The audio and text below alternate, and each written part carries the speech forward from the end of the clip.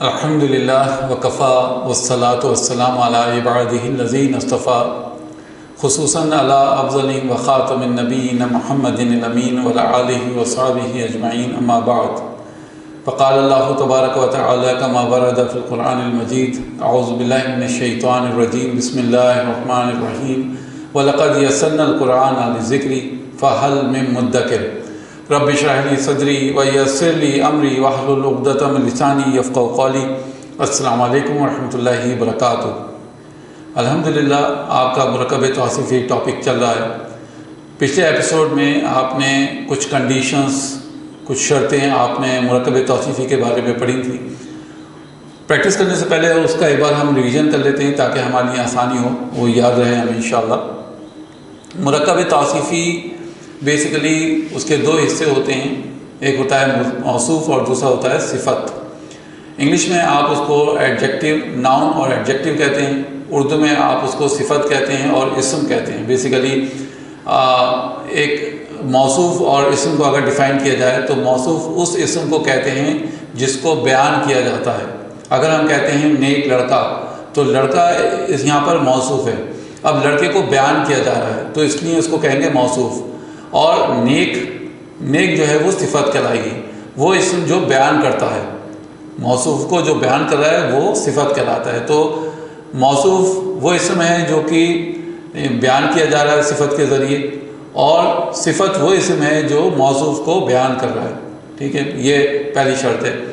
دوسری شرط ہم نے آپ کو یہ بتائی تھی کہ موصوف ہمیشہ ایک رہے گا، صفت اس کی ایک بھی ہو سکتی ہے، دو بھی ہو سکتی ہیں، تین بھی ہو سکتی ہیں، تین سے زیادہ بھی ہو سکتی ہیں۔ تیسری شرط ہم نے یہ بتائی تھی کہ موصوف اور صفت کے بیچ میں گیپ ہو سکتا ہے، دوسرے لفظ آ سکتے ہیں۔ موصوف ہو سکتا ہے شروع میں آئے اور صفت بیچ میں یا آخر میں آئے، اور یہ بھی ہو سکتا ہے کہ موصوف کے فوراً بعد صفت موجود ہو۔ دھیان رہے کہ ہمیشہ پہلے موصوف آئے گا، بعد میں صفت آئے گی۔ یہ کبھی نہیں ہوگا کہ پہلے صفت آ رہی ہے بعد میں موصوف، یہ عربی کا فارمولہ نہیں ہے۔ اردو اور انگلش میں آپ پہلے صفت دیکھیں گے، بعد میں موصوف دیکھیں گے۔ انگلش میں بھی پہلے آپ ایڈجیکٹیو دیکھیں گے، بعد میں ناؤن دیکھیں گے۔ اگر آپ کہتے ہیں گڈ بوائے یا گڈ گرل تو پہلے آپ نے ایڈجیکٹیو یہاں پر بولا، پھر بعد میں ناؤن بولا۔ اسی طرح سے آپ کہتے ہیں نیک لڑکا تو نیک پہلے آپ نے صفت بولا اور لڑکا موصوف بعد میں بولا۔ نیک لڑکی صفت پہلے آپ نے بولا، لڑکی موصوف آپ نے بعد میں بولا۔ لیکن جب آپ عربک لکھیں گے تو پہلے موصوف لکھیں گے اور بعد میں صفت لکھیں گے اس کی۔ سب سے امپورٹنٹ پوائنٹ اس میں یہ ہے کہ جس طریقے سے ہم نے انگلش میں دیکھا کہ یا اردو میں بھی آپ دیکھ رہے ہیں کہ نیک لڑکا، نیک لڑکی، نیک لڑکے، نیک لڑکیاں، تو ہم نیک لفظ استعمال کر رہے ہیں، صرف ایک ورڈ ہے، ایک لفظ ہے نیک۔ جس طرح انگلش میں good boy, good boys, good girl, good girls, اس طریقے سے آپ نے دیکھا کہ چاہے وہ اردو میں نیک ہو یا انگلش میں گڈ ہو، وہ آپ ایک ہی ورڈ استعمال کر رہے ہیں، جبکہ مذکر الگ ہے، مؤنث الگ ہے، میسکولن الگ ہے، فیمنن الگ ہے۔ ٹھیک ہے، اور اسی طریقے سے جو نمبرز ہیں، عدد ہیں، وہ بھی الگ ہیں، واحد، مثنیٰ، جمع۔ تو سب کے لیے آپ گڈ ہی استعمال کر رہے ہیں یا نیک استعمال کر رہے ہیں۔ لیکن عربک میں کیا، میں نے آپ کو فارمولہ بتایا تھا کہ جو چار پراپرٹیز آپ پیچھے پڑھ کر آئے ہیں، اسم میں چار پراپرٹیز ہوتی ہیں، اعراب، عدد، جنس اور قسم۔ یہ چار پراپرٹیز اگر جو موصوف میں ہیں، وہی چار پراپرٹیز اس کی صفت میں ہونی چاہیے۔ اگر وہ اس کی صفت میں موجود نہیں ہیں یا چار میں سے تین موجود ہیں، ایک نہیں ہے، تو پھر آپ اس کو موصوف صفت نہیں کہیں گے۔ ٹھیک ہے، اس کی پریکٹس انشاءاللہ ہم کر رہے ہیں۔ ایک بات اور میں آپ کو یہاں پر بتاتا چلوں کہ معرفہ اور نکرہ کا بھی ہمیں خیال رکھنا ہے۔ جب ہم نکرہ کی ترجمانی کریں گے تو ایک، کوئی، کچھ، کسی جیسے لفظوں کے ساتھ کریں گے۔ کامن اسم کی یا نکرہ اسم کی اگر ہم ترجمانی کریں گے تو کن لفظوں کے ساتھ؟ ایک، کوئی، کچھ، کسی جیسے لفظوں کے ساتھ۔ لیکن جب ہم معرفہ کی ترجمانی کریں گے تو ان میں سے کسی بھی لفظ کا استعمال نہیں کریں گے، کوئی لفظ آئے گا ہی نہیں شروع میں۔ ہم کہیں گے نیک لڑکا تو یہ معرفہ ہے۔ ٹھیک ہے، اس کی ترجمانی، نیک لڑکے کی ترجمانی، یعنی جب عربک بنائیں گے تو آپ کیا کہیں گے؟ الولد الصالح۔ تو کوئی یا ایک کوئی لفظ استعمال نہیں کریں گے، آپ یہاں کچھ کہیں گے نہیں۔ لیکن ہاں جب آپ نکرہ ولد صالح تب آپ کہیں گے ایک نیک لڑکا یا کوئی نیک لڑکا، ٹھیک ہے، تو یا ایک کوئی کچھ کسی جیسے لفظوں کا آپ استعمال کریں گے۔ اب آئیے آپ کے اسکرین کی طرف لے کے چلتے ہیں انشاءاللہ۔ یہاں پر ہم پریکٹس کرتے ہیں اور دیکھتے ہیں کہ پریکٹس سے چیزیں ہماری لیے کیسے آسان ہوتی ہیں۔ اگر ہم کہتے ہیں مثال طور پہ ایک اچھا یا اچھی رخصت، ایک اچھی رخصت یعنی رخصت یعنی نکل جانے کو کہتے ہیں، جانے کو کہتے ہیں، تو ایک اچھی رخصت۔ اب یہ معرفہ ہے یا نکرہ ہے؟ غور سے دیکھیے آپ کے اسکرین پر ایک لفظ استعمال ہو رہا ہے تو ظاہر سی بات ہے نکرہ ہے، تو ہم اس کو نکرہ بنائیں گے، کہیں گے سراہن جمیل، سراہن جمیل، یہ تو ہو گیا رفع میں۔ لیکن اگر ہم اس کو نصب میں بنانا چاہیں، اگر ہم یہ کہنا چاہیں بے شک، ٹھیک ہے، تو انا کیا کرتا ہے؟ اپنے بعد والے اسم کو حالت نصب میں لے جاتا ہے، تو ہم کیا کہیں گے انا سراہن اور جمیلن، انا سراہن جمیلن۔ اب یہ موصوف صفت بیسیکلی یہ ون ورڈ کنسیڈر کرے جاتے ہیں، یہ ایک لفظ مانے جاتے ہیں، ان کو آپ جدا نہیں کر سکتے۔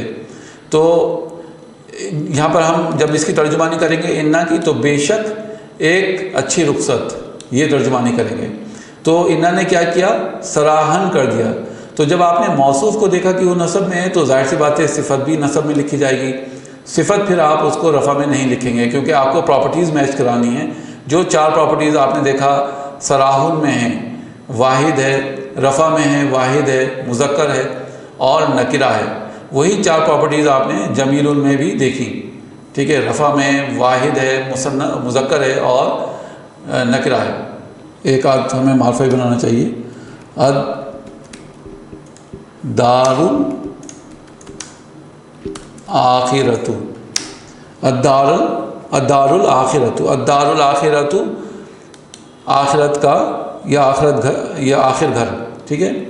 اب اگر ہم اس کو نصب میں لے کے جائیں گے تو کیا ہوگا؟ انا یا انا کر دیں اس کو ہم، کہ انا کے معنی ہوتے ہیں کہ الدار الآخرۃ، الدار الآخرہ، کہ آخرت کا آخرت گھر یا آخر گھر کے آخر گھر، ٹھیک ہے۔ تو یہ آپ اس طریقے سے ان کو موصوف صفت کے اندر پراپرٹیز میچ کریں گے۔ اب آپ نے دیکھا دارو رفع میں ہے، آخرت بھی رفع میں ہے، دارو آپ کہیں گے واحد ہے، آخرت بھی واحد ہے۔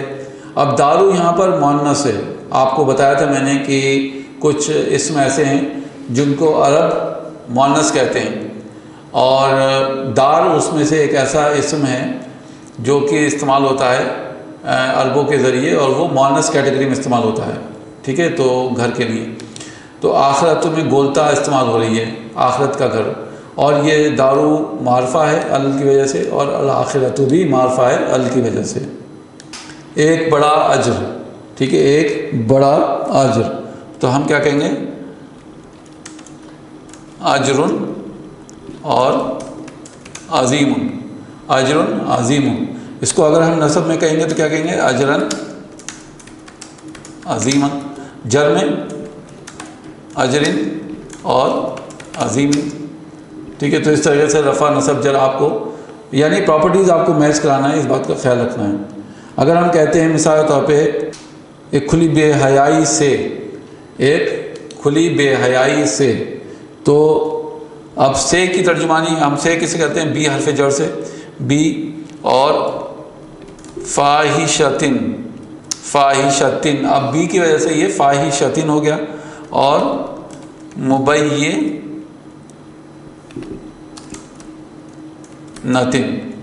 مبینتن، مبینہ کہتے ہیں کھلی کو، اور فاحشہ بے حیائی، بےہودگی، ٹھیک ہے۔ تو اب آپ نے دیکھا کہ فاحشتن چار پراپرٹیز کیا ہیں؟ واحد ہے، سب سے پہلے جر میں ہے کیونکہ بی حرف جر استعمال ہو رہا ہے، اور واحد ہے، مؤنث ہے کیونکہ گولتا استعمال ہو رہا ہے، ٹھیک ہے، اس کو مؤنث کہیں گے، فیمنن کہیں گے، اور نکرہ ہے کیونکہ تنوین لگی ہوئی ہے۔ وہی چار پراپرٹیز ہم نے مبینتن میں دیکھی، جر میں ہے، واحد ہے، مؤنث ہے، گولتا استعمال ہوئی ہے، اور نکرہ ہے کیونکہ تنوین لگی ہوئی ہے آخر میں، ٹھیک ہے۔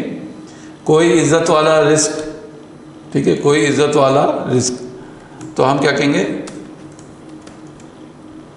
رزقن اور کریمن، رزقن کریمن۔ اس کو اگر آپ نصب میں لکھیں گے تو کیسے لکھیں گے؟ رزقن کریمن، ٹھیک ہے۔ اسی طرح سے جر میں رزقن اور کریمن، یہ آپ کا جر میں آ گیا۔ اگر آپ کہتے ہیں اچھی بات، ٹھیک ہے، ایک اچھی بات،